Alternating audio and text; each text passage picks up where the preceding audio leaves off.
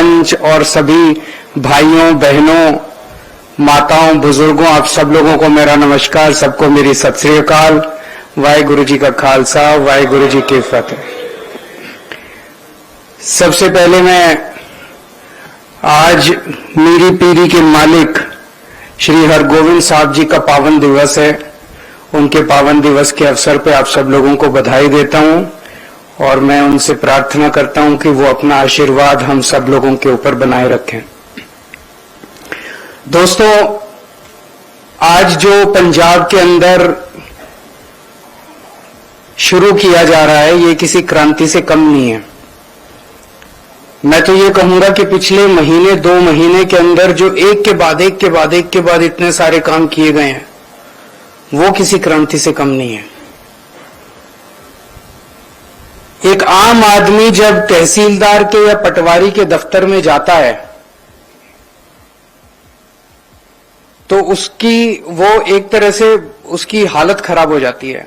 इतनी बार चक्कर लगाने पड़ते हैं, छुट्टी लेनी पड़ती है, काम छोड़ना पड़ता है, परिवार छोड़ना पड़ता है, पैसे देता है, कई बार पैसे देके भी काम नहीं होता।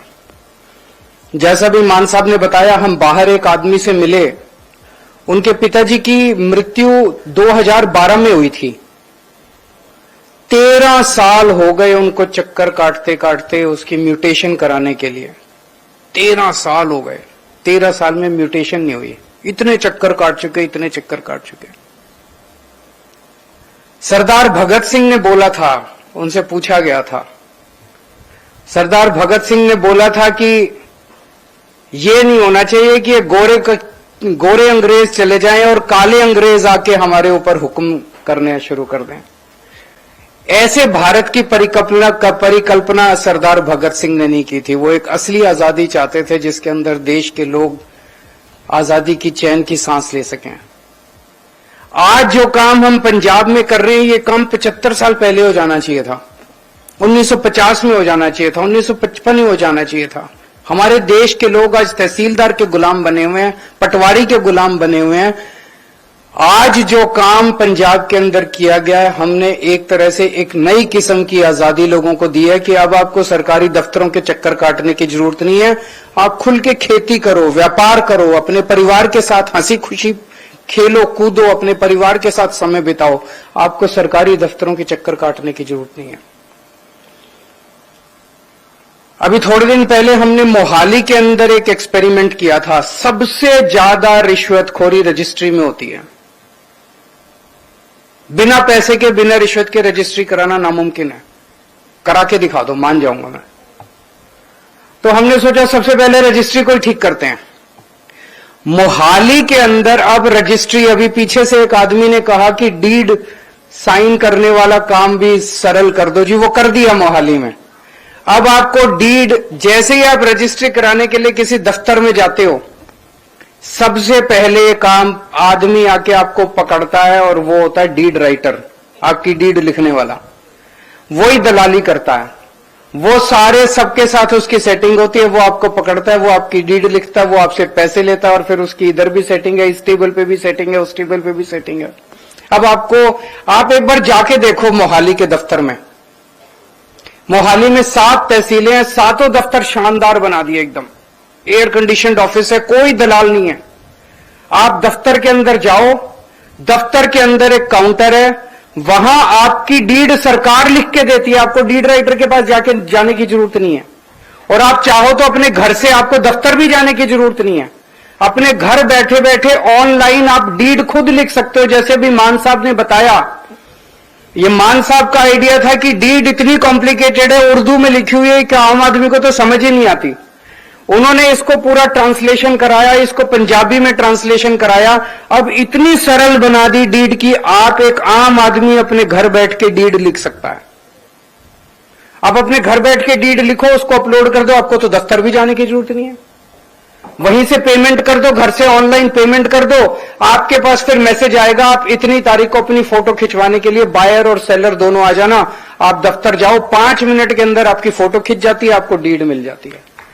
जो काम रजिस्ट्री का कई कई महीनों तक चक्कर काटने पड़ते थे, दलालों के चक्कर काटने पड़ते थे, पैसे देने पड़ते थे, गालियां सुननी पड़ती थी, ऊट पटांग की ऑब्जेक्शंस लगती थी, सब खत्म हो गया। अब केवल 20 मिनट लगते हैं, 20 मिनट के अंदर आपको अपनी रजिस्ट्री मिल जाती है। तो ये मोहाली में हमने शुरू किया। हम देखना चाहते थे कि उसमें क्या दिक्कतें आ रही है। अभी तक 1 महीना हो गया, कोई दिक्कत नहीं आई। हम देखना चाहते थे इसमें तो कोई रिश्वतखोरी का कोई गुंजाइश नहीं है, कहीं ऐसा ना हो कि ये लोग इसके अंदर भी कोई रिश्वतखोरी, अभी तक कुछ ऐसा नहीं हुआ है। तो अब ये 15 जुलाई से पूरे पंजाब के अंदर रजिस्ट्री का शुरू हो जाएगा, पूरे पंजाब में। तो वो जो भाई साहब पीछे से कह रहे थे कि डीड राइटर का आपके यहां भी शुरू होने वाला है, 15 जुलाई से शुरू हो जाएगा। अब आपको डीड राइटर के पास जाने की जरूरत नहीं है, कोई दलाल के पास, खुद डीड लिखना चालू करो। आप खुद लिख सकते हो, उसमें 4-5 कॉलम है, ये बेचने वाला, ये खरीदने वाला, ये जमीन का एड्रेस और इतने पैसे में दे रहे हैं। बस ये 4 कॉलम भरने हैं आपने उसमें, इतने पैसे में हमारा वो, और कुछ भरने की जरूरत नहीं है उसमें। आज जो काम किया गया ये और भी बड़ा काम है। जैसे मैंने बताया, एक बुजुर्ग बैठे थे, वो बोले मेरे पिताजी की 13 साल पहले देहांत हुआ, 13 साल से मैं चक्कर काट रहा हूं, और अब 2 दिन के अंदर जो काम 13 साल में नहीं हुआ, 2 दिन के अंदर मेरा काम हो गया। मेरे को किसी से मिलना नहीं पड़ा, कुछ नहीं, घर बैठे बैठे ऑनलाइन मैंने फाइल किया, मेरे पास मेरा वो आ गया, म्यूटेशन आ गया। मेरे को किसी के पास जाने की जरूरत नहीं पड़ी, ना दफ्तर के चक्कर काटने पड़े, ना लाइनों में खड़ा होना पड़ा, ना दलाल के पास जाने की जरूरत पड़ी, ना तहसीलदार के पास, ना पटवारी, किसी के पास जाने की जरूरत नहीं पड़ी। तो आज ये 5 सर्विसेज हम शुरू कर रहे हैं, ये बहुत बड़ी बात है। वो सारी डिटेल्स तो आपको मान साहब ने भी, सेक्रेटरी साहब ने भी सारा बता दिया, किस तरह से अब आपको आपका जमाबंदी व्हाट्सएप के ऊपर आ जाया करेगी, म्यूटेशन आप व्हाट्सएप इस पे ऑनलाइन करा सकते हो, रपट की एंट्री करा सकते हो, फर्द ठीक करा सकते हो, कोई भी फर्द बदर करनी है वो करा सकते हो। सबसे बड़ी बात है, जब हम चुनाव में प्रचार भी कर रहे थे, सब लोग एक ही चीज कहते थे, जी जितने एनआरआई हैं वो बहुत दुखी हैं, उनके गांव में प्रॉपर्टी है, जमीन है, घर है, और जब वो चले जाते हैं पीछे से कोई कब्जा कर लेता है, और कब्जा करके वो रेवेन्यू दफ्तर के अंदर तहसीलदार से, पटवारी से सेटिंग करके अपना कागजों में भी बदल कर लेता है। वो बेचारा जब आता है उसे पता चलता है, और फिर जिंदगी बीत जाती है, सारे कोर्ट केस, कोर्ट कचहरियों के चक्कर काटते काटते जमीन प्रॉपर्टी वापस नहीं मिलती उसको। और एनआरआई तो छोड़ो, अपने देश के अंदर कहीं चला जाता है, पंजाब का कोई आदमी मान लो राजस्थान चला गया नौकरी करने, इधर चला गया, पीछे से उसकी प्रॉपर्टी खराब वो हो जाती है, कोई कब्जा कर लेता है। अब आप अपनी प्रॉपर्टी को के बारे में सब्सक्राइब कर सकते हो, 500 रुपए लगते हैं, 500 रुपए भरो ऑनलाइन और सब्सक्रिप्शन दे दो।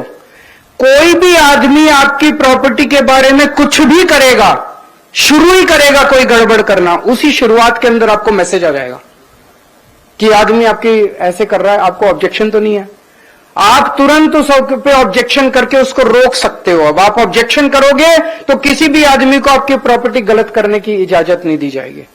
ये बहुत बड़ी बात है। पता नहीं लाखों लोग हैं पंजाब के अंदर जो इससे दुखी हैं, उनको इससे बहुत बड़ी सहूलियत मिलेगी। जब हमारी सरकार बनी थी, सेवा केंद्रों में 28% की पेंडेंसी थी, 28% एप्लीकेशंस पेंडिंग थी, सबके काम करा दिए। आज 0.01% की पेंडेंसी बची है, बाकी सबके काम हो गए। सेवा केंद्र में जितनी एप्लीकेशन पेंडिंग थी सारे काम हो गए हैं। पिछले साल हमने death certificate, caste certificate, birth certificate, इस तरह की सारी चीजें ऑनलाइन कर दी। तो जैसे अभी थोड़ी देर पहले मान साहब कह रहे थे, थोड़े दिन के अंदर पटवारी खाने को ताला लगा दिया जाएगा। अब दूसरे राज्यों के अंदर तो ये होता है कि रिबन काट के अंदर घुसते हैं, हमारे यहाँ पटवारी खाने, क्योंकि अब आपको जाने की जरूरत ही नहीं पटवारी खाने में, अब पटवारी के पास जाने की जरूरत नहीं, सारे काम आपके ऑनलाइन कर दिए गए। धीरे धीरे धीरे धीरे सभी विभागों के, ट्रांसपोर्ट डिपार्टमेंट, रेवेन्यू डिपार्टमेंट, ये डिपार्टमेंट, वो सारे डिपार्टमेंट्स को ऑनलाइन करते जा रहे हैं। आपको किसी सरकारी दफ्तर में जाने की जरूरत नहीं है, आपको किसी दलाल के पास जाने की जरूरत नहीं है। इसीलिए तो सरदार भगत सिंह ने इस देश के लिए कुर्बानी दी थी कि एक ऐसा समय आएगा जब देश के लोग चैन की सांस लेंगे, आजादी की सांस लेंगे। इसलिए थोड़ी ली थी कि जिंदगी कट जाएगी तहसीलदार के और पटवारी के और रेवेन्यू विभाग के और ट्रांसपोर्ट डिपार्टमेंट के और लाइसेंस बनवाने के चक्कर में जिंदगी, इसलिए थोड़ी उन्होंने कुर्बानी दी थी। एक पीछे से किसी का वो आया था सड़कें बनवाने के लिए, सड़कें टूटी हुई हैं। अभी बारिशों की वजह से सड़कों का कंस्ट्रक्शन रुका हुआ है। सितंबर या अक्टूबर के महीने से, जैसे अभी मान साहब ने बताया, 19,000 किलोमीटर की ग्रामीण सड़कें बनने जा रही हैं। 19,000 किलोमीटर, इतने बड़े स्तर के ऊपर आज तक कभी सड़कें नहीं बनाई गई पंजाब के अंदर। 19,000 किलोमीटर बहुत होता है। मुझे पूरी उम्मीद है कि उसके बाद उसमें आपके गांव की भी सड़क का नाम होगा। दूसरी बात, सड़कों की क्वालिटी इस बार बहुत शानदार बनाई जा रही है। पहली बार ठेके के अंदर लिखा है कि ठेकेदार को 5 साल की सड़क की गारंटी देनी पड़ेगी। अगर सड़क टूट गई, सड़क में गड्ढा हो गया, तो ठेकेदार को, सरकार को वो फ्री में काम करके देना पड़ेगा। तो ठेकेदार को पता है अगर मैं गंदा काम करूंगा तो मेरे को दोबारा ये सड़क बनानी पड़ेगी। तो इसका मतलब ठेकेदार अच्छा काम करेगा, ठेकेदार खराब काम नहीं करेगा। पहली बार है। कई अफसरों ने कहा नहीं, ये इसके बाद तो कोई ठेकेदार ही नहीं आएगा। क्यों नहीं आएगा? वो 2 रुपए फालतू ले, लेकिन काम तो अच्छा करें। ऐसा ना होना कि आज सड़क बनी और कल टूट गई, इसका मतलब उसमें भ्रष्टाचार है। तो इस बार ऐसा टेंडर बना रहे हैं ये सब लोग कि सड़क जो होगी उसकी 5 साल की गारंटी होगी। 5 साल तक टूटेगी नहीं सड़क। अगर टूटेगी तो फ्री में काम करके देना पड़ेगा ठेकेदार। तो आपकी सबकी सड़कें बन रही हैं, जो रह जाएंगी वो चिंता मत करो, सारी बनवा देंगे। पर मेरा उम्मीद है 19,000 किलोमीटर के अंदर सबका नंबर आएगा।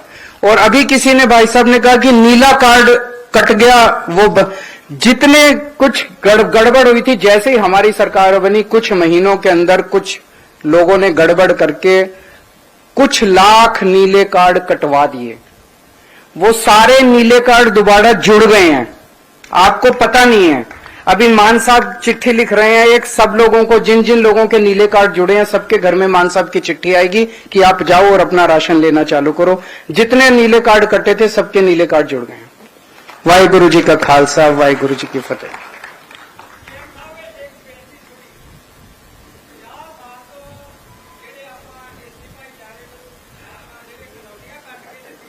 मैं जवाब देना।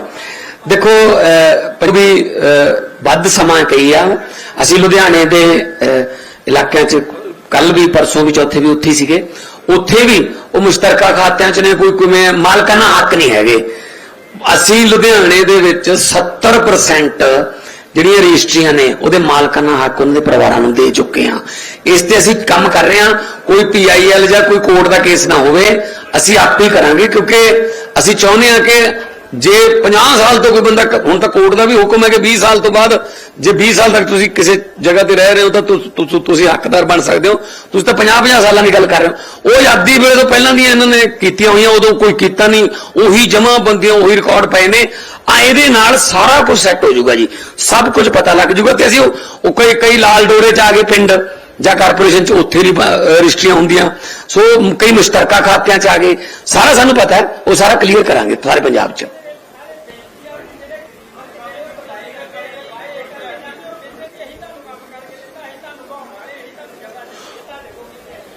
ਜਦੋਂ ਕੰਮ ਹੋ ਗਿਆ ਨਾ, ਉਦੋਂ ਕੋਈ ਕਹਿਣ ਵਾਲਾ ਨਹੀਂ ਜੋ ਰਜਿਸਟਰੀ ਤੁਹਾਡੇ ਹੱਥ 'ਚ ਆ ਗਈ, ਕੋਈ ਨਹੀਂ ਕਹਿੰਦਾ।